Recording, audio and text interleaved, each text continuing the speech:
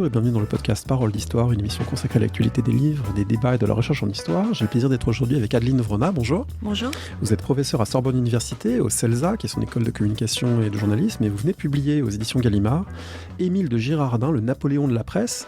Girardin, c'est un nom très familier des 19e-istes, peut-être pas du tout de la plupart des gens qui nous écoutent. Est-ce que vous pouvez en quelques mots nous dire pour commencer qui est Girardin, pourquoi l'étudier aujourd'hui ? Alors Girardin, c'est le plus grand journaliste du 19e siècle. Le plus grand au sens où ça a été le plus puissant. Il a inventé des dizaines de modèles médiatiques au 19e siècle. Et pourquoi en parler aujourd'hui ? Eh bien parce que, étant donné l'évolution que connaissent les médias, ces temps-ci, la concentration, la question de la diversité, du pluralisme médiatique, la question de la mainmise par des millionnaires sur des dizaines de supports médiatiques, eh bien la figure de Girardin fait vraiment office de précurseur. Oui, précurseur par rapport à des gens que vous citez d'ailleurs en partie dans l'introduction du livre, qui sont soit le Charles Foster Kane du film d'Orson Welles, ou Randolph Hearst, Rupert Murdoch, Vincent Bolloré. On pourrait dire qu'à certains égards, c'est le Murdoch ou Bolloré ou Hearst du 19e. Absolument, c'est comme ça qu'il m'est apparu, et c'est comme ça que j'ai voulu écrire ce livre en montrant comment ce qui se passe aujourd'hui dans les médias a commencé en fait au cœur du 19e siècle avec Girardin. Avec Girardin, qui est au cœur journalistique du 19e siècle, mais pas seulement. Et c'est intéressant aussi parce que votre livre rappelle à quel point on a une période où les choses ne sont pas séparées, stabilisées entre ce qui relève du journalisme, de la littérature, de la politique. On est dans des sphères qui sont complètement mêlées. Oui, absolument. Il a été actif dans une période où le journalisme n'était pas encore une profession à part entière. D'ailleurs, le mot journaliste fait son entrée dans les dictionnaires à la toute fin du 19e siècle. Et donc, travailler dans un journal, c'était être homme de lettres. En fait, le terme était employé pour désigner les journalistes comme les écrivains.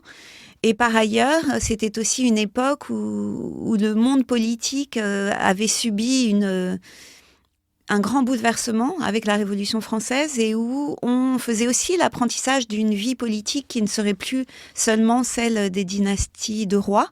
Donc la professionnalisation du monde politique était elle aussi en cours. Donc finalement, Girardin est à la croisée de ces différents mouvements de professionnalisation. On pourrait aussi parler de la question de la publicité, puisqu'il a été un des pionniers du modèle économique de la publicité contemporaine. Et jusqu'à vraiment aux premières années du XXe siècle, publiciste voulait dire homme qui publie. Voilà. Et en même temps, Girardin a beaucoup joué de l'ambiguïté du terme de publicité entre l'annonce et le discours public. Pour le situer un petit peu, il est né dans les premières années du 19e siècle. Sa date de naissance est d'ailleurs un point intéressant parce qu'il a un peu triché dessus pour des raisons politiques, on pourrait y revenir. Mais ça en fait un contemporain presque exact d'Hugo, de Dumas, de Balzac. C'est quelqu'un qui traverse tout le 19e siècle français et meurt en 1881. Voilà, c'est vraiment quelques années le séparent de Victor Hugo puisque Girardin est né en 1806, George Sand est né en 1804, Balzac 1799, Hugo 1802, donc c'est vraiment la même génération. Il a vécu assez âgé pour l'époque puisqu'il est mort à 75 ans, mais ce qui le caractérise, c'est surtout qu'il est resté très actif jusqu'à sa mort. Il est quasiment mort sur scène, comme en rêvait Dalida, puisqu'il est mort alors qu'il était en train de travailler à la rédaction de la grande loi de 1881 sur la liberté d'expression. Alors c'est quelqu'un qui, paradoxalement, pour quelqu'un qui a énormément écrit, a un peu dissimulé ses traces. Il a un petit peu essayé de faire le ménage autour de lui, autour de ses écrits privés, de ses lettres. Donc ça n'a pas été simple, semble-t-il, de retrouver les traces de Girardin. Alors il y en a quand même beaucoup. Vous en reproduisez notamment dans le cahier icono du livre ce texte très frappant, écrit de sa main, qui semble faire acter l'abdication de Louis-Philippe en 1848. Là aussi, c'est un peu plus compliqué, mais en tout cas, il écrit que la monarchie est terminée et on a des traces de sa main comme ça. Mais en fait, ces traces, elles ne sont pas simples à trouver, d'après ce que vous expliquez. En effet, ça a été vraiment une quête parce qu'à la fois, c'est une figure extrêmement connue du 19e siècle, on pourrait même dire une obsession du 19e siècle.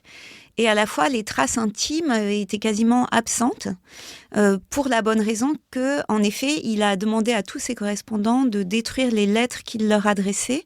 Et le point de départ de ce livre, c'est une sorte de cadeau que m'a fait la vie, puisque il se trouve que un ami de mon cercle d'amis, voilà, m'a révélé qu'il était le descendant du neveu de Girardin et que dans sa famille, on avait des centaines de lettres de Girardin qui sommeillaient dans un grand classeur et qu'on était prêt à me les donner. Donc le point de départ, en fait, ça a été de récupérer cette correspondance, qui était une correspondance relativement intime, puisque c'était de Girardin à son neveu, en fait le neveu de sa femme, mais quand même son neveu. Et à partir du travail sur ces lettres, qui a rassemblé toute une équipe de chercheurs, c'est un livre que je signe moi, mais derrière, il y a des années de travail en commun, qui a d'ailleurs donné lieu à d'autres publications. À partir de ces centaines de lettres qu'on a mises en ligne, transcrites, éditorialisées, on a découvert d'autres massifs de correspondance qui, eux, étaient là, mais un peu enfouis, en fait, notamment à l'Académie française, puisqu'il y avait beaucoup de lettres à Girardin, de grands noms d'auteurs, qui n'avaient jamais été réunis. Donc le fonds Girardin n'existait pas, mais il suffisait d'aller chercher un peu pour trouver, en fait, un immense réseau de sociabilité littéraire, économique, journalistique et politique qui dormait dans nos archives. Avec des archives supplémentaires, à la fin de sa vie, Girardin est quelqu'un qui est soupçonné, surveillé pour des affaires de mœurs. Et du coup, il y a une sorte de déséquilibre documentaire, puisque on manque d'écrits intimes pour toute une partie de sa vie. Pour la toute fin de sa vie, en revanche, il est épié presque jusque dans sa chambre à coucher par des gens qui décrivent un certain nombre de choses un peu louches, va-t-on dire. Oui, tout à fait. Là, c'est l'autre cadeau, mais qui, à un moment, m'a semblé quasiment une malédiction, tellement c'était énorme. C'est la découverte des dossiers d'archives à la préfecture de police. Donc une surveillance de Girardin qui a commencé effectivement sous la Troisième République en 1872. C'est la Troisième République de l'ordre moral, il faut bien dire. C'est pas encore les républicains au pouvoir, donc c'est une république qui est très attentive, on va dire, à l'esprit public et très marquée par un catholicisme conservateur. Absolument, ça commence en 72, donc c'est vraiment la période de l'ordre moral. Il est surveillé par la police des mœurs, qui est un service créé par les républicains, donc ça peut sembler aussi assez contradictoire avec l'image qu'on a du libéralisme républicain. Et il est surveillé jusqu'à sa mort, en fait, sur deux plans à la fois. D'une part, parce qu'il a des démêlés conjugaux absolument vraiment retentissants de l'ordre du théâtre de boulevard, et il fréquente beaucoup de prostituées, donc bien sûr, il a à voir avec la question de la police des mœurs.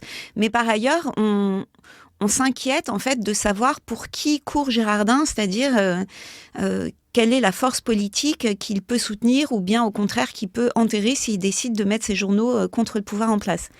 Oui, parce qu'il fait peur encore. Voilà, il fait peur et en fait dans les notes des dernières années de sa vie, moi j'ai vu littéralement les mouchards, enfin les indiques, s'interroger au quotidien sur les opinions de Girardin. Est-ce qu'il est républicain? Est-ce qu'il est bonapartiste? Et donc un jour ils écrivent: on dit que Girardin est toujours bonapartiste.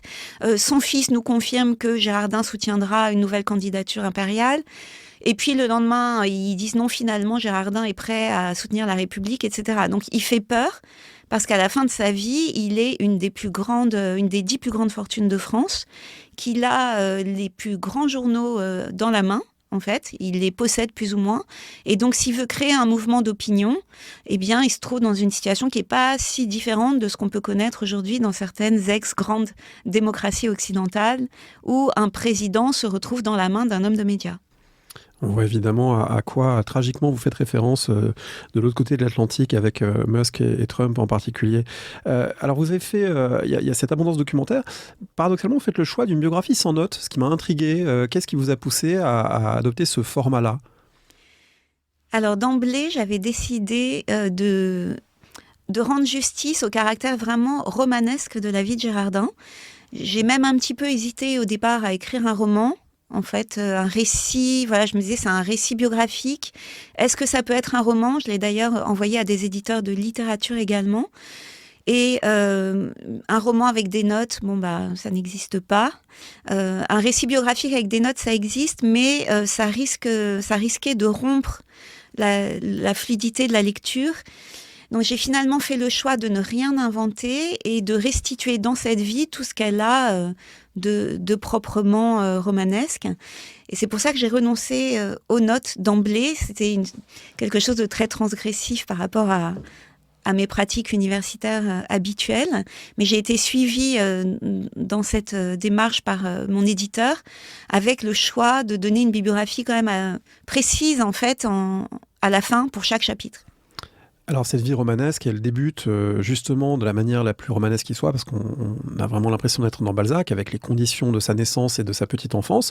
Girardin est très loin d'être quelqu'un dont les prédispositions familiales lui auraient ouvert toutes les portes initialement.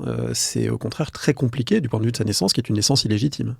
Voilà, il fait partie de ce qu'on appelait à l'époque les bâtards, hein, qui est une notion en fait très, je me suis rendu compte en fait très circulante au 19e siècle. Par exemple, dans le Grand Dictionnaire universel de Larousse, il y a un article bâtard qui fait plusieurs dizaines de pages, dans lequel il y a une catégorie bâtard célèbre, et Girardin fait partie des bâtards célèbres.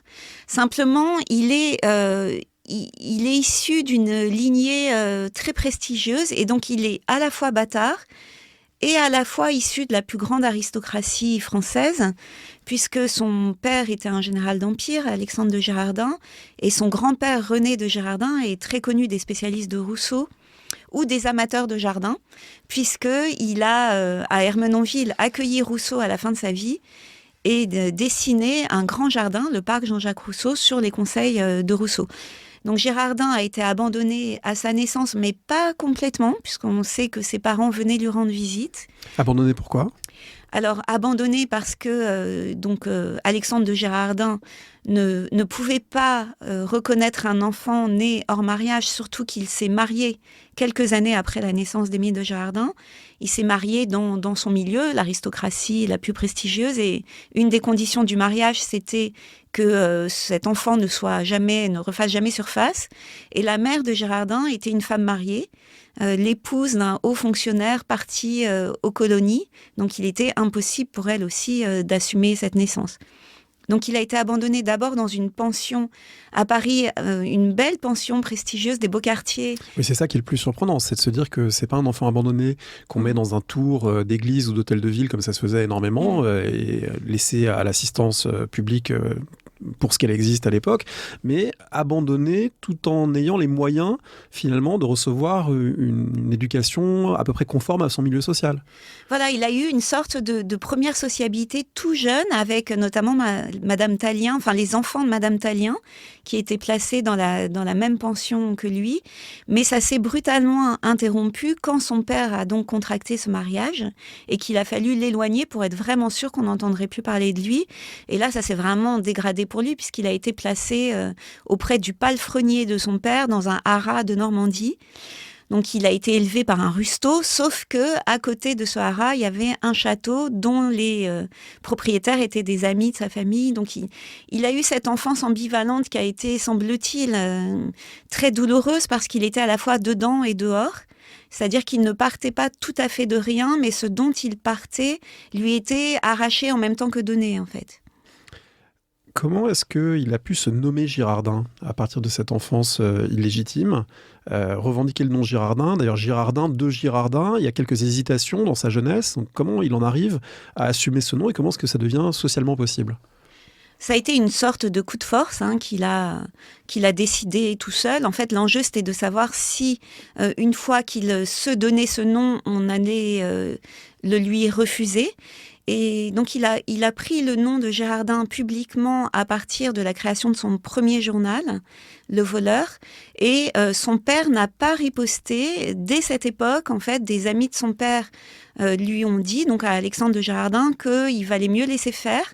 Parce que cette jeune personnalité d'Émile de Girardin risquait de pouvoir se retourner contre lui. En fait, il a très vite donné des signes d'un potentiel assez extraordinaire. Et donc, son père s'est gardé de lui refuser, de lui intenter un procès, ce qui aurait pu être le cas. Après, en travaillant sur cette époque, je me suis rendu compte que s'arroger un nom qui n'est pas le sien, c'était extrêmement courant. Donc on a cette image souvent du 19e siècle comme une période figée où s'installe l'ordre domestique, patriarcal, capitaliste, etc. En réalité, quand on regarde de près, il y a quand même beaucoup de personnalités qui se sont donné des noms qui n'étaient pas le leur au départ, à commencer par Balzac. Et George Sand ? Et George Sand, bien sûr. Il faut quand même se souvenir que George Sand a créé ce nom à partir du nom de son amant Jules Sandeau, qu'elle a donc coupé en Sand. Bon, ça, c'est une première chose. C'est un nom de plume, mais son fils s'est appelé aussi Maurice Sand, ce qui est quand même assez extravagant quand on y pense. Mais Balzac, par exemple, son père a décidé de changer son nom, qui était Balsa, en Balzac, sans particule, parce que Balzac était le nom d'une prestigieuse famille de nobles qui remontait au Moyen-Âge, et Balzac s'est arrogé la particule tout seul en publiant La peau de chagrin. En fait, c'est quelque chose qui se faisait beaucoup. Dans le cas de Girardin, en revanche, cette auto-attribution de son nom, du nom de son père, ça a été compliqué toute sa vie, puisqu'on a cessé de rappeler chez ses ennemis, dans la presse satirique, que ce n'était pas son vrai nom. De cette naissance illégitime, il tire aussi un rapport aux femmes et à la maternité assez particulier. Il est né, vous l'avez dit, en 1806, donc 2 ans après le Code civil napoléonien, qui interdit la recherche de paternité, qui impose la filiation patrilinéaire comme fondement absolu de la société. Or, c'est quelque chose qui, du coup, prive Girardin en quelque sorte de son identité. Donc, toute sa vie durant, il est, et c'est quand même assez rare pour l'époque, en lutte contre ces dispositions et en disant qu'il faut que des femmes aient le droit de transmettre, le droit d'être reconnu. Donc ça en fait quelqu'un d'assez singulier de ce point de vue-là. Oui, et il se présentait à la fin de sa vie comme féministe. Il a eu un grand débat d'ailleurs avec Alexandre Dumas à la fin de sa vie par petits livres interposés. Dumas-fils. Dumas-fils, oui, tout à fait, sur cette question. Il a publié un livre qui s'appelle L'égal de l'homme, hein, sur les femmes. Je ne parle pas dans le livre, mais j'ai dû beaucoup choisir en fait pour ce livre. Et il avait en effet une position très moderne sur ces questions sociales, donc sur le matriarcat, sur le droit à la recherche en paternité, sur le droit au divorce, sur la question des impôts. En fait, il y a un certain nombre de positions sur lesquelles il est vraiment d'avant-garde. Et en même temps, très classiquement, il avait plusieurs foyers à la fois. Il a eu lui-même un enfant hors mariage, qu'il a fait reconnaître par sa femme légitime. Et surtout, il a eu des enfants qui sont nés sous son nom et qui n'étaient pas de lui. Donc, ce brouillage, en fait, de la lignée familiale a continué jusqu'à la fin de sa vie. Alors c'est assez remarquable de voir que sous la Restauration, qui est quand même pas le climat, on se dit c'est pas le climat le plus propice pour l'innovation en termes journalistiques, c'est quand même un régime monarchique, conservateur, catholique, avec une presse plutôt tenue par les lois. Il va tout transgresser, il va créer un journal qui s'appelle Le Voleur, dont le nom lui-même est tout un programme. Il va piquer les infos aux autres journaux et profiter en fait d'une sorte de vide juridique autour de la presse à cette époque pour lancer quelque chose qui est une innovation complète dans le paysage des journaux de l'époque. Oui, et très jeune, à 22 ans, quelque chose comme ça. Voilà, c'est ça. Il crée son premier journal, Le Voleur, en observant que le droit d'auteur n'est pas protégé dans les journaux, qu'il est protégé uniquement pour les livres, donc depuis 1793. Et c'est un journal qui revendique en fait la piraterie, qui dit que c'est un journal qui sera fabriqué avec de la colle et des ciseaux et qui rendra un immense service aux lecteurs puisque en achetant ce seul journal, ils pourront lire le meilleur de dizaines d'autres titres. Ouais, c'est un peu les agrégateurs de sites internet actuels qui utilisent des fils d'infos de différentes sources pour présenter ça en un seul clic aux gens pressés. C'est absolument ça, c'est un système de prédation légale en fait et qui aurait nécessité qu'à l'époque on revendique ce qu'on appelle aujourd'hui les droits voisins, c'est-à-dire les droits voisins du droit d'auteur. Mais en tout cas, c'est une idée vraiment géniale. La preuve, c'est qu'elle est immédiatement volée. Et donc, Girardin va voir se créer des dizaines d'autres titres sur le même modèle, dont un journal qui s'appelle carrément aussi Le Voleur, avec un sous-titre Le Voleur politique et littéraire. Et ce qui est assez amusant dans l'histoire, c'est que Girardin va vouloir faire un procès au créateur du Voleur, mais que très vite, son avocat lui explique qu'il faut qu'il abandonne parce que on peut pas revendiquer le vol et porter plainte contre un vol. Et ce qui est encore plus amusant, alors cette fois peut-être sur le plan des archives, c'est que ce journal Le Voleur, dont on conserve quelques exemplaires à la Bibliothèque nationale de France, si on veut le regarder sur papier, on doit se rendre à la bibliothèque de l'Opéra, donc l'annexe de la BNF. Et là, j'ai eu la surprise, en regardant les volumes reliés, de constater que Le Voleur de Girardin était relié dans le même volume que Le Voleur politique et littéraire. C'est-à-dire qu'en fait, c'était tellement bien imité qu'on n'arrive même plus à faire la différence. Mais en tout cas, il a innové parce qu'il a créé carrément une famille de journaux qu'on a appelé ensuite les voleurs, En fait, les voleurs, ça va exister tout au long du 19e siècle et ça va se décliner sous des noms tous plus poétiques que les autres, parce qu'il y a le voleur, il y a le pirate, il y a le forban, mais il y a aussi le butineur, l'abeille, etc.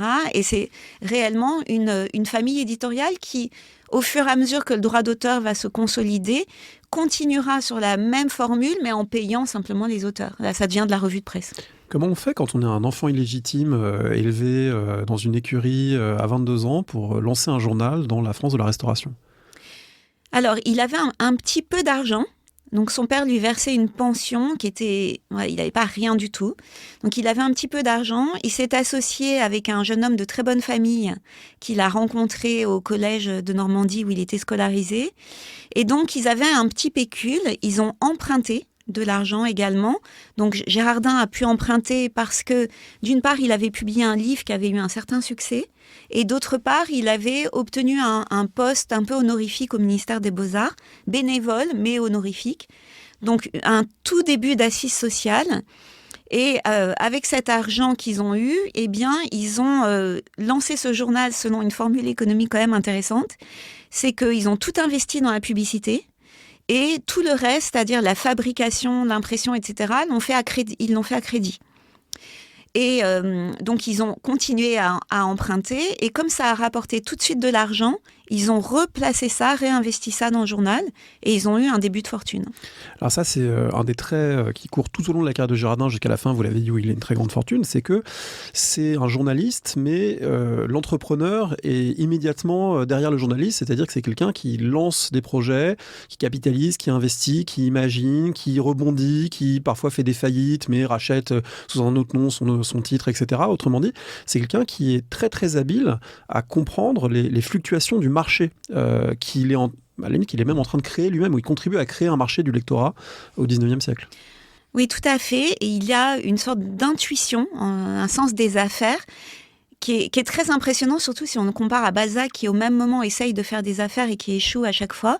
Gérardin a très bien compris comment la société du premier tiers du 19e siècle était en train de changer totalement. Donc d'abord un besoin de lecture complètement nouveau, ensuite un besoin d'investissement avec éventuellement des participations modestes mais dans des plus grandes entreprises. Il a compris le développement des chemins de fer puisqu'il a investi très tôt d'abord dans les mines de charbon, puis dans le chemin de fer. Et il a compris en fait le principe de ce qui est en train de se développer, c'est-à-dire les industries culturelles. D'ailleurs, quand il crée son premier grand quotidien, ça va susciter un scandale et Sainte-Beuve va écrire un article flamboyant pour dénoncer ce qu'il appelle la littérature industrielle. En fait, la littérature industrielle, c'est ce qu'on appelle aujourd'hui les industries créatives ou de la culture. Alors peut-être qu'une de ses habiletés a aussi été dans ce paysage florissant de la presse, surtout après 1830, sous la monarchie de Juillet, un certain nombre de restrictions sont levées, il y a beaucoup de journaux qui paraissent. Ça a peut-être été aussi de ne pas s'affilier trop clairement ou trop directement à un camp politique. C'est un caméléon, Girardin. Quand on vous lit, on est surpris de voir que quelques semaines d'intervalle, parfois même dans le même numéro d'un journal, il prend une position et une autre, il a des enthousiasmes, il y a des moments où il se dit « je suis un républicain farouche » et en fait, 2 semaines avant, il ne l'était pas. Et l'impression que ça donne en vous lisant, c'est que peut-être qu'il a aussi traversé toute cette période parce qu'il a su à chaque fois rebondir, s'arranger avec les revirements politiques. Il n'est pas au premier rang des événements révolutionnaires, ni en 1830, alors 1848, c'est un peu différent, il veut jouer un rôle, mais il n'est pas marqué politiquement comme le sont certains journalistes dont on sait qu'ils sont socialistes, républicains, conservateurs. Lui, il a une identité politique qui semble beaucoup plus fluctuante. Oui, en effet, d'ailleurs, c'était assez compliqué d'arriver à le cerner parce que, à la fois, il écrivait des véritables tartines politiques qui sont, faut bien le dire, assez pénibles à lire. Oui, vous dites, il délaye, les éditoriaux de Girardin sont très longs. Sont très longs, il se payait lui-même à la ligne, donc il avait intérêt aussi à faire long. Donc, il écrivait beaucoup sur le plan politique, mais il changeait beaucoup d'avis. Donc, je me suis longtemps demandé si c'était par pur opportunisme.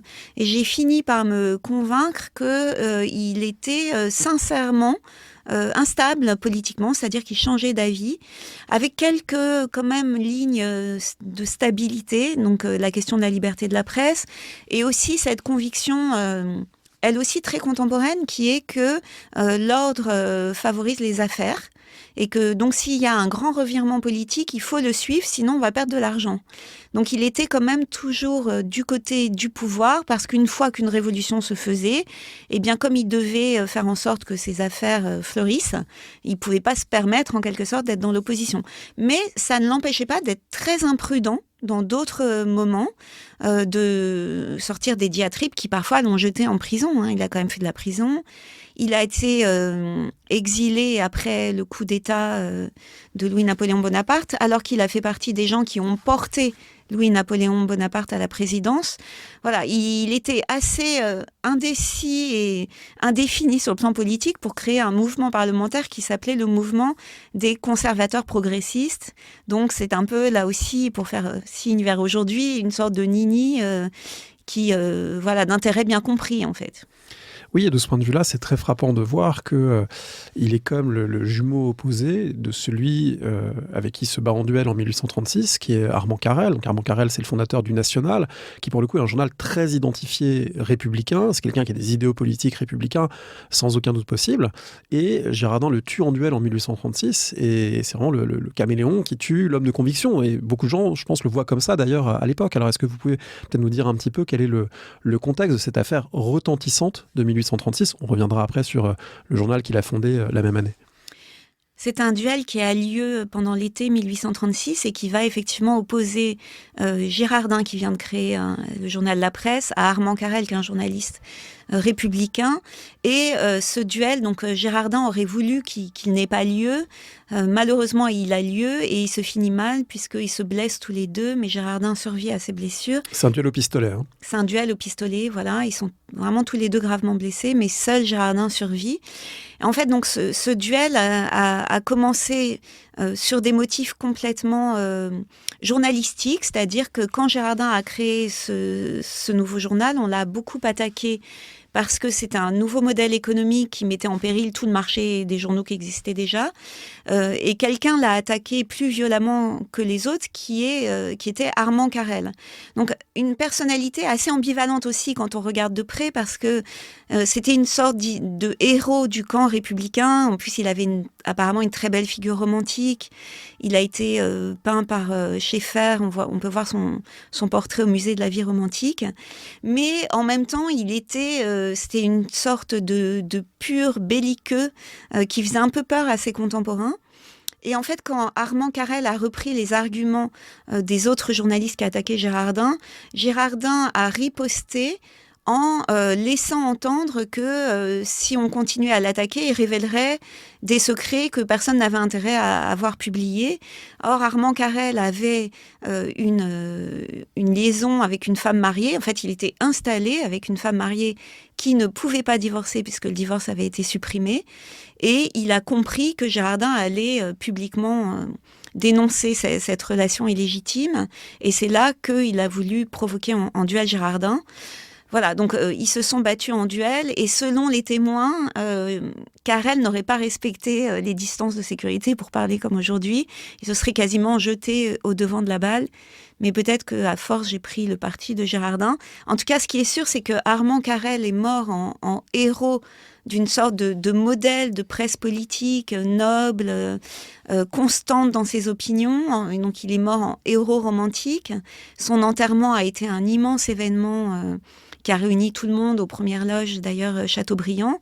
Et il a aujourd'hui sa place Armand Carrel, devant la mairie du 19e arrondissement. Contrairement à Girardin. Alors qu'on peut chercher partout une rue Girardin. Il n'y a que dans la Creuse qu'on en trouve. Voilà, on en trouve une à Bourganeuf, mais franchement, il faut bien chercher, elle est toute petite. Ce duel, comment c'est possible qu'il n'y ait pas de poursuite judiciaire, de condamnation? C'est tellement admis qu'une affaire d'honneur se règle par le pistolet que Girardin n'est pas inquiété judiciairement? Alors, le duel était une pratique interdite, mais courante. Jean-Noël Jeannet a écrit un très beau livre sur l'histoire du duel et il révèle par exemple que même encore dans le dernier tiers du 19e siècle, il y a des fonctionnaires de police qui se battent en duel en fait. C'était pour laver les taches d'honneur et tout particulièrement dans le milieu de la presse puisque on sait que les grands journaux avaient tous une salle d'armes. Il était inconcevable d'être journaliste sans savoir se battre. On peut penser à Bel Ami de Maupassant, où le journaliste Georges Duroy doit se battre en duel. Ça faisait partie des façons d'être dans la vie politique et surtout médiatique au XIXe siècle. C'était interdit, mais pratiqué. Au passage, Girardin, qui posséderait des informations confidentielles sur Carrel, c'est un peu l'image qui restera, lui, longtemps après, cette idée que Girardin aurait un cabinet secret dans lequel toutes les choses inavouables de tous les puissants ou des gens connus de son époque seraient consignées, et du coup, il ne fallait pas se brouiller avec lui. Oui, c'est aussi pour ça qu'on a très peu de traces aujourd'hui de Girardin, c'est qu'il était très redouté, et qu'il faisait peur. Donc le duel, il détestait ça. Enfin, vraiment, il avait décidé de ne plus jamais se battre en duel. En revanche, les procès, ça, il y recourait très fréquemment et il était absolument impitoyable sur ce plan-là. Donc effectivement, il y a une légende qui courait, et c'est un de ses anciens secrétaires de rédaction, Charles Virmètre, qui raconte ça. Donc selon laquelle, dans son bureau, il y avait un meuble à tiroirs, très haut, avec beaucoup de tiroirs, et dans chaque tiroir, il y avait des informations sur une personnalité. Et donc ce que dit Charles Virmètre, c'est que si un incendie se déclenchait dans l'hôtel de Girardin, personne ne se précipiterait pour l'éteindre. Alors on en vient à ce moment tout à fait clé dans l'histoire médiatique, politique du XIXe siècle, qui est la fondation du journal La Presse en 1836. On l'a déjà un petit peu évoqué, mais peut-être il faut nous dire pourquoi c'est un événement aussi important, parce que littéralement ça révolutionne la pratique de la presse imprimée en France. Oui, c'est vraiment un coup de théâtre. Certains chercheurs parlent de l'an 1 de l'ère médiatique. C'est l'entrée dans l'ère médiatique parce qu'avec ce journal La Presse, Girardin va rendre le journal quotidien accessible à un beaucoup plus grand lectorat. En fait, le point de départ de cette innovation, c'est de décider de diviser par 2 le prix de vente du journal. Or, à l'époque, vendre le journal 2 fois moins cher, ça voulait dire vendre à perte, parce que c'était très cher de fabriquer un journal. Le papier était coûteux, il fallait payer les journalistes quand on les payait, donc il fallait payer l'acheminement, etc., louer les locaux, louer les machines, etc. Et donc, il est interdit par le Code du commerce de vendre à perte. Et donc, ce que Girardin a inventé, c'est de compenser le manque à gagner représenté par cette baisse du prix de vente par une augmentation du prix de la publicité. Donc, il n'a pas exactement inventé la publicité qui existait déjà depuis environ 1800. En revanche, ce qu'il a inventé, c'est d'indexer en fait le tarif de la publicité sur le nombre de lecteurs. Donc, plus le journal est vendu, plus il y a de lecteurs, plus il va vendre cher l'espace publicitaire dans le journal. C'est un nouveau pari, donc. Voilà, c'est un nouveau pari et c'est vraiment ce qu'on appelle le modèle Girardin, qui est en fait le modèle de la mesure d'audience, qui lui aussi est encore complètement en vigueur aujourd'hui, puisqu'on sait bien que les publicités qu'on peut voir à la télévision à 2h du matin ne sont pas les mêmes que celles qu'on voit à 20h, parce que ce n'est pas le même public, c'est pas le même téléspectateur, et on se doute que celles qui sont diffusées à 20h coûtent plus cher que celles qui sont diffusées à 2h du matin. Donc c'est ce principe-là de faire payer en fait à l'annonceur le nombre de lecteurs. Ce qui fait qu'on parle de double marché, puisque le journal est vendu en quelque sorte 2 fois, une première fois au lecteur, une deuxième fois à l'annonceur, ou bien on peut considérer que le lecteur est vendu à l'annonceur en quelque sorte. C'est un peu le temps de cerveau disponible en réalité. Voilà, donc ça c'est ce qui va déterminer vraiment le nouveau modèle économique. Mais il n'y a pas qu'une histoire de prix, il y a aussi une histoire de contenu. Et ça, c'est la deuxième grande innovation.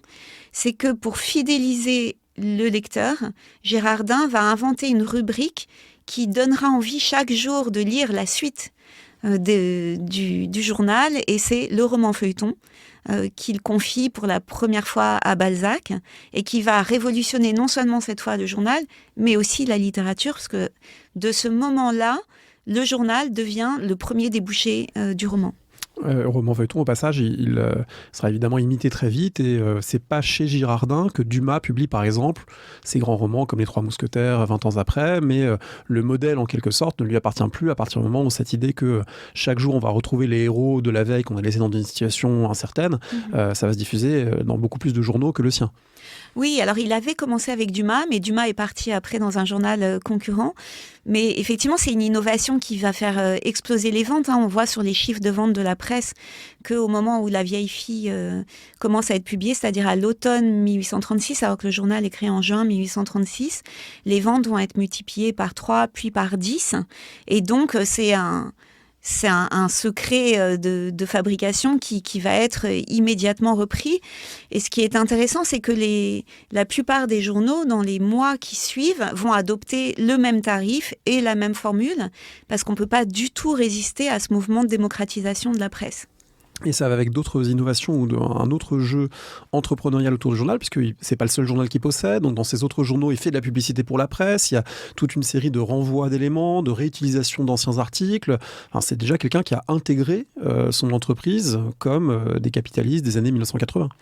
Oui, on peut parler d'intégration horizontale et comme on dit aujourd'hui dans le domaine de l'industrie culturelle, c'est-à-dire qu'il a plusieurs journaux, il fait travailler plusieurs personnes dans les mêmes journaux, il recycle beaucoup, il est très très fort dans l'auto-recyclage. Même à la fin de sa vie, il sera capable de, par exemple, quand il fait voter la loi de 81, d'offrir à tous les parlementaires un livre qu'il a publié 40 ans plus tôt. Et ce livre était déjà issu de ses propres articles. Et il dit parfois, c'est pour faire travailler mes imprimeurs, on a besoin de toujours imprimer plus. Et c'est vrai qu'il y aura beaucoup d'ouvriers à l'enterrement de Girardin. Il a créé vraiment une sorte de secteur économique florissant, avec quelque chose qui est sans doute le premier groupe médiatique de l'histoire en France.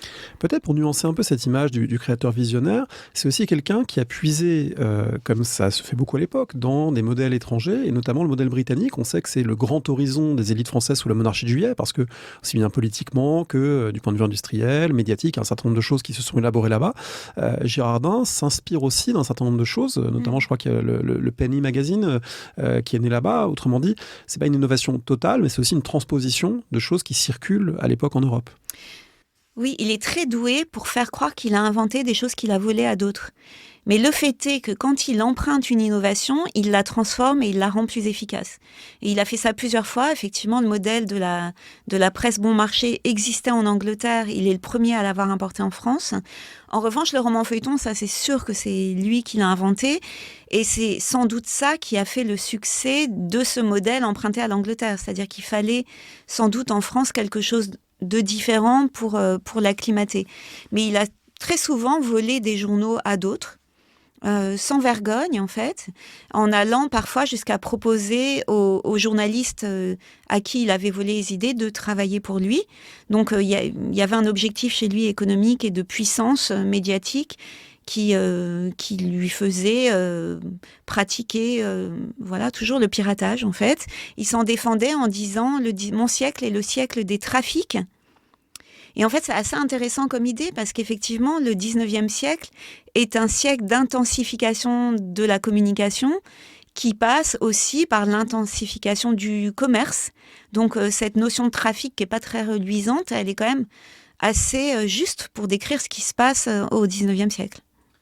C'est aussi quelqu'un qui va consolider son statut social, qui est à la recherche d'une respectabilité, d'une présence au sein des élites de la monarchie de Juillet, puis des régimes suivants. Ça passe par un mariage, ça passe par un logement prestigieux où on peut recevoir. Donc c'est quelqu'un qui s'installe dans ces nouveaux quartiers du pouvoir, de la rive droite, de la chaussée d'Antin, et qui est marié avec Delphine Gay de Girardin, donc son épouse. Alors voilà, en quoi le mariage et le logement contribuent à faire de lui une figure incontournable des élites françaises. C'est vrai que quand on lit les souvenirs, parce qu'il y a beaucoup de souvenirs, de mémoires, outre les correspondances au 19e siècle, qui permettent de croiser Girardin. Ça, c'est pour la recherche aussi, ça change tout, parce qu'avec la numérisation de tous ces documents, en fait, j'ai rencontré Girardin sans cesse. Sur Gallica, du coup. Sur Gallica, ou bien, oui, c'est ça, sur Gallica, ou bien dans d'autres sites comme archive.org, enfin d'autres sites qui numérisent. Et Girardin est au cœur de la vie mondaine qui a été décrite par plusieurs historiens ou historiennes de la bourgeoisie et de l'aristocratie au 19e siècle. Donc pour lui, c'est très important d'avoir un très beau logement. Donc ce qui est amusant, c'est que son premier logement à Paris est aux Champs-Élysées. Et c'est une chambre de bonne, quasiment dans un terrain vague. Enfin, les Champs-Élysées ne sont pas encore ce qu'ils vont devenir. Et son dernier logement est tout près de la place de l'Étoile, tout près des Champs-Élysées aussi. Et entre-temps, Paris est devenue une ville donc haussmannienne, une ville lumière, très prospère, etc. Donc, il était important pour lui d'être au cœur de ce Paris mondain, d'une part pour regagner cette stature sociale dont il avait été privé à la naissance, mais aussi parce que c'était là qu'il allait faire des affaires, en fait. Et donc dans le salon de cette femme, elle-même très brillante, qu'il épouse, il va rencontrer toute l'élite intellectuelle et littéraire, mais aussi l'élite politique, puisque Thiers, par exemple, est un voisin. En fait, il habite tout près de chez lui. Il va rencontrer Victor Hugo et tout le clan Hugo, au point que la femme de Victor Hugo... enfin plutôt la maîtresse de Victor Hugo se scandalisera que Hugo passe son temps à girardiner au lieu de venir avec elle, pardon. Et donc ces hôtels sont très prestigieux. Donc il a notamment un moment habité dans une demeure apparemment assez extraordinaire, mais qui malheureusement a été complètement détruite, qui était au niveau de l'actuelle rue Lincoln, donc au milieu des Champs-Élysées. Donc un hôtel qui avait été construit par un aristocrate très riche, archéologue, fan du Parthénon, qui a fait reproduire l'Erechtheion à Paris et qu'on a fait son hôtel particulier. Et l'hôtel a été vendu à la mort de Delphine de Girardin pour l'impératrice Eugénie, qui elle-même l'avait acheté pour sa sœur, et quand sa sœur est morte, elle a décidé de tout raser, donc malheureusement on n'a aucune trace. Mais c'était des salons splendides, immenses, dont on n'a évidemment aucune trace aujourd'hui. C'est quoi une journée type de Girardin au sommet de sa gloire, on va dire dans les années 1840, lorsqu'il dirige la presse, d'autres journaux, qu'il est au cœur des sociabilités mondaines, sous la monarchie de Juillet, ça se passe comment ? En toute honnêteté, j'aurais du mal à le dire parce que j'ai eu beau le traquer partout pendant tant d'années, j'ai eu du mal en fait à comprendre comment il faisait tout ce qu'il faisait. Ce qu'on peut dire, c'est qu'il se levait très tôt, qu'il mangeait très peu. Et ça, je pense que c'est un des succès de sa réussite, parce que quand on le compare à ses contemporains qui souvent finissent leur vie vraiment apoplectiques, ou même quand je fréquente beaucoup Zola aussi dans mes autres recherches, et je sais que Zola, on sait exactement ce que mangeait Zola, et c'était très très abondant. Girardin ne buvait pas, il mangeait une côtelette et il buvait un verre de lait. Donc il se levait très tôt, il écrivait le matin. Il avait une conférence de rédaction en général dans son bureau. Ça, on en a le témoignage par exemple chez Jules Vallès qui va lui rendre visite, et qui assiste à cette conférence de rédaction, qui est complètement effrayé par la violence de certaines sorties de Girardin. Ensuite, l'après-midi, je pense qu'il se livrait à des activités assez secrètes, puisque par exemple, quand il a eu une histoire d'amour avec Marie Dagou, qui était donc la maîtresse de Liszt, il la voyait tous les après-midi. Donc il sortait en cachette de Delphine, et puis il revenait le soir pour rencontrer les visiteurs du salon de Delphine, et il se couchait assez tôt. Oui, au salon, c'était pas le plus brillant des orateurs, vous dites un peu endormi derrière un fauteuil, il laissait un peu la parole aux autres, mais c'était quand même bien d'être là parce qu'il prenait le pouls de cette société, il rencontrait des futurs auteurs, il rencontrait des écrivains, des hommes politiques, donc ça lui permettait quand même de jouer, de tenir son rôle. Oui, mais moi je fais l'hypothèse, par exemple, que s'il a misé sur Balzac, à un moment où personne ne misait sur Balzac, où Balzac tirait le diable par la queue, c'est qu'il l'a entendu dans le salon de Delphine, et que Balzac, par contre, contrairement à Girardin, était un hôte apparemment extrêmement amusant, très loquace, très généreux, etc., et qu'il a senti chez lui quelque chose. Mais Girardin, je n'ai aucun témoignage d'échange avec lui dans les salons. Je l'ai un moment rencontré déguisé en marquise dans un bal costumé. Donc c'est un peu improbable, mais voilà, il y a un aristocrate autrichien qui a écrit ses mémoires et qui raconte qu'il rencontre Girardin poudré en marquise. J'ai plusieurs témoignages de proches qui disent qu'ils s'endormaient derrière un canapé. En revanche, c'était vraiment... c'était pas un orateur, c'était pas quelqu'un de spirituel. Il observait, et de cette observation, il allait tirer des idées d'affaires à faire. Pour compléter le portrait de cet homme très installé par le journal ou les journaux, par les entreprises, par la richesse, par le mariage, par le logement, il y a aussi le rôle politique. Le fait de devenir député, ça paraît incontournable pour quelqu'un de son milieu, de son style. Et là, c'est assez rocambolesque la façon dont il parvient à se faire élire député, puisque aussi bien le choix du lieu que la manière de se faire élire donne lieu à un certain nombre de... aujourd'hui un peu des magouilles, mais en tout cas, ça reflète assez bien finalement qui il était, c'est-à-dire quelqu'un qui saisissait des opportunités, saisissait des occasions, et puis s'arrangeait parfois après avec la légalité. Oui, tout à fait. C'est vraiment, pour moi, c'est un sujet de série, en fait, cette vie politique de Girardin, parce qu'il a voulu être élu député alors qu'il n'avait pas l'âge légal. Il fallait avoir 31 ans. Et il avait moins, donc il a fait une fausse déclaration d'état civil. Il a dit qu'il était né en 1802. Mais ce qui est encore sur sa page Wikipédia, d'ailleurs, il faudra qu'on dise aux gens qui vous lisent de changer et d'utiliser le livre pour fonder des modifications. Voilà, donc il s'est vieilli de 4 ans, et c'est non seulement sur la page Wikipédia, mais sur la page aussi de l'Assemblée nationale, puisqu'il a été élu député avec cette date de naissance de 1802, et c'est resté. Et moi-même, d'ailleurs, il m'est arrivé de m'emmêler les pinceaux et de dire 1802 alors que c'est 1806. Donc il a commencé par modifier son état civil, mais c'était pas la première fois puisqu'il avait déjà pris son nom. Et il a choisi comme commune pour se présenter Bourganeuf dans la Creuse, parce que dans cette époque de monarchie censitaire, c'était la circonscription où il y avait le moins d'électeurs, et donc il pouvait quasiment les démarcher porte à porte. Oui, il y avait 130 électeurs, quelque chose comme ça. Voilà, 150 je crois, et donc il a 130 ou 150. Il a commencé par créer un journal, comme toujours, qui s'appelle Le Chercheur, donc un journal qu'on ne connaissait pas et que j'ai redécouvert avec mon équipe de recherche en allant faire une conférence à Bourganeuf, où un brocanteur est arrivé en nous disant « Voilà, j'ai ce journal ». Et apparemment, c'est Girardin. C'était encore un journal de plus qu'il a créé pour soutenir sa campagne. Et donc, il a été élu plusieurs fois. Mais il a été élu plusieurs fois parce que son mandat a été annulé, son élection a été annulée plusieurs fois. Donc, pour des motifs plus ou moins sérieux. En fait, c'était parfois très injuste, l'annulation de son élection. On l'accusait d'avoir manigancé, d'avoir trafiqué les voix. Et en fait, pour se défendre, il était obligé de démissionner de son mandat parce qu'il ne pouvait pas se défendre en restant élu.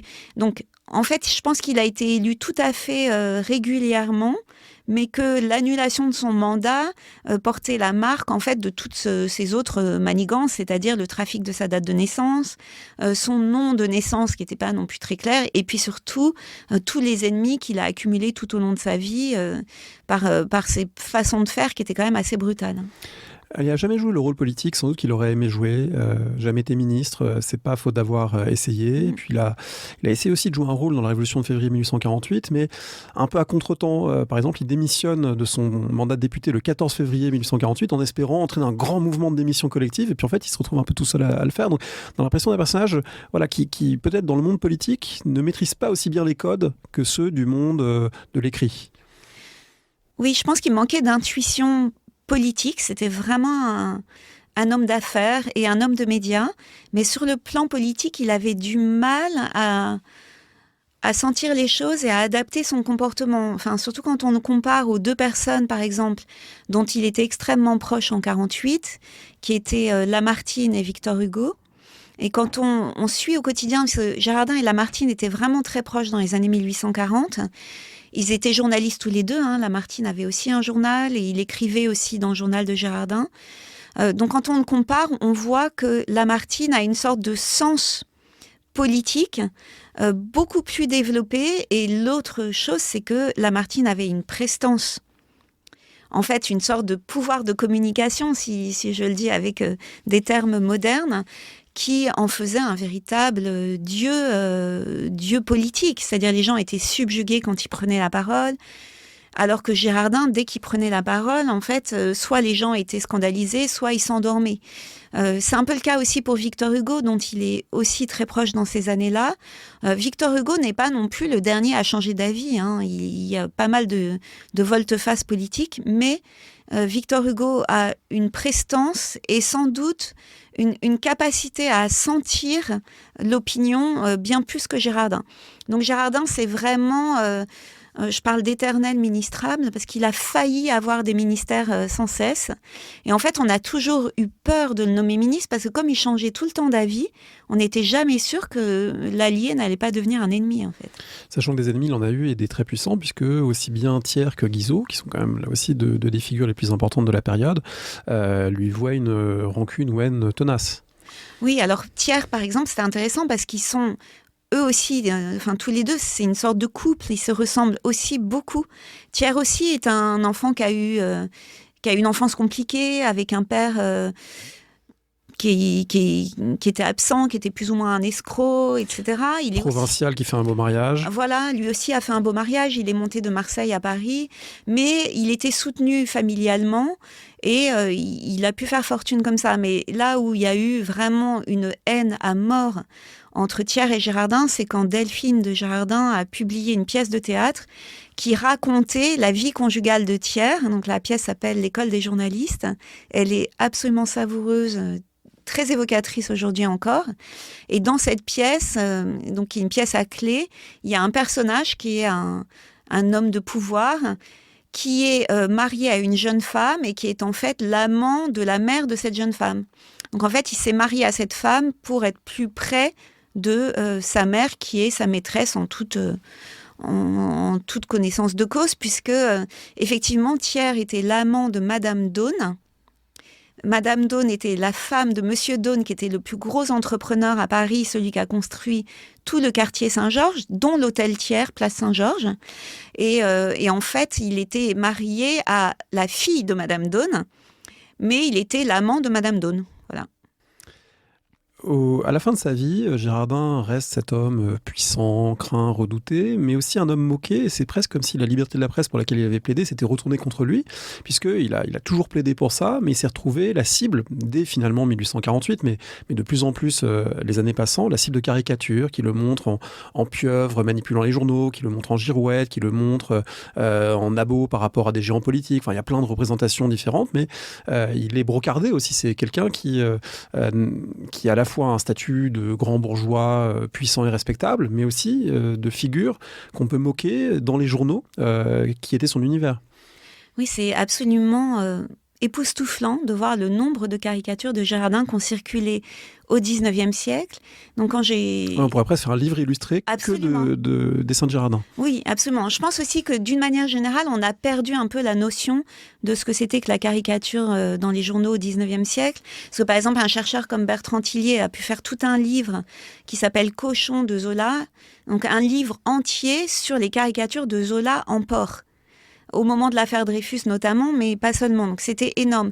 Mais dans le fonds qui m'avait été donné de correspondance, il y avait aussi un fonds iconographique de caricatures, notamment issues du Charivari, le grand journal satirique de l'époque. Et à partir de ces caricatures-là, j'ai fait une recherche. Et en fait, à la direction du département images et estampes de la BNF, ils ont été eux-mêmes vraiment estomaqués de découvrir dans leur propre fonds le nombre de dessins de Girardin qu'il y avait. Et en fait, une fois qu'on s'habitue à le chercher, on se rend compte qu'il est absolument partout. Donc, quand on le repère, voilà, il avait une petite mèche et plus ou moins un strabisme. Je suis toujours pas sûre je sais pas s'il louchait complètement ou pas, mais en tout cas, cette mèche de Girardin qu'il caractérisait, on la retrouve absolument partout au 19e. Par exemple, si vous allez à la maison Victor Hugo, place des Vosges, il y a des caricatures, eh bien, on voit Girardin derrière Hugo, il est derrière Georges Sand, enfin, il est absolument partout, au point que ce journal de Charivari, quand il n'y avait pas de dessin de Girardin dans un numéro, le signalait, disant « Aujourd'hui, on ne parle pas de Girardin ». Donc, il était détesté, brocardé, mais on a l'impression que dans son incroyable lucidité vis-à-vis de ce que c'était que la vie publique et la vie médiatique, en fait, ça ne lui faisait quasiment ni chaud ni froid, puisque, par exemple, il a été vraiment pris pour cible par Daumier dans la série des Robert Macaire. Et en fait, quand Daumier est mort dans la misère, il a fait partie des gens qui ont subventionné son enterrement. Donc, je pense qu'il se disait que ça faisait partie de la vie publique, en fait. C'était une façon d'exister. Et le drame ou le paradoxe ou la terrible ironie, c'est que cet homme qui a tant existé, qui était omniprésent, est aujourd'hui quasiment effacé. Il y a une tombe à peine lisible au cimetière Montmartre avec son épouse et une rue à Bourganeuf. Comment on explique cette disparition de quelqu'un qui a été si central ? Alors j'aurais 2 explications. Une qui est, je dirais, conjoncturelle, qui est liée aux ennemis qui s'est fait, à cette vie qui a fait peur et qui fait qu'il y a assez peu de mémoire de lui. Par ailleurs, il n'a pas eu de descendance non plus, directe. Il y a juste ce neveu, mais c'est pas le même nom, etc. Donc en fait, je pense que quand Gérardin est mort, tout le monde a été très content de l'oublier et de l'enterrer. Et puis une explication plus structurelle, c'est que c'est la loi des médias, la loi de l'actualité. Quand on est puissant dans les médias, on est puissant au jour le jour, mais on n'est pas puissant le lendemain. Et je pense que c'est peut-être ce qui risque d'arriver à certaines grandes puissances médiatiques d'aujourd'hui. Merci beaucoup Aline Renat. Est-ce que pour terminer, vous auriez un conseil de lecture que vous voudriez partager à ce micro ?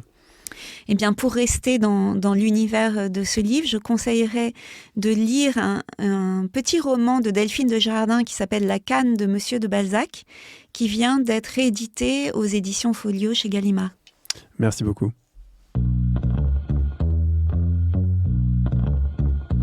Merci d'avoir écouté l'émission. Rendez-vous sur le site parolehistoire.fr pour retrouver l'intégralité des épisodes et des séries thématiques. Rendez-vous également une semaine sur 2 le vendredi avec Alexandre Jublin sur le fil du collimateur pour le podcast d'histoire de la guerre et des conflits armés, Le fil de l'épée.